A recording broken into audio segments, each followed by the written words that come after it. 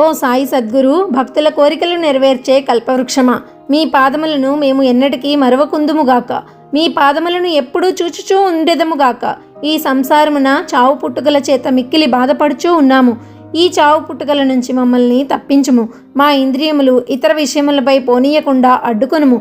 ఇంద్రియములు మనస్సు బయటకు పోవు నైజమును ఆపనంత వరకు ఆత్మసాక్షాత్కారానికి అవకాశమే లేదు. అంత్యకాలంలో కొడుకు కానీ, భార్య కానీ, భర్త కానీ, స్నేహితుడు కానీ ఎవ్వరూ ఉపయోగపడరు. నువ్వే మాకు ఆనందాన్ని, మోక్షాన్ని కలగచేసేవాడివి. వివాదాలందు, దుర్మార్గపు పనులందు మాకు ఆసక్తిని పూర్తిగా నశింపచేయుము. నీ నామస్మరణం చేయుటకు జిహ్వ ఉత్సహించేలాగా చేయుము. మా ఆలోచనలను, అవి మంచి అయినా చెడ్డవైనా గాని తరిమివేయుము. మా గృహములను, శరీరమును మరచేటట్లు చెయ్యుము.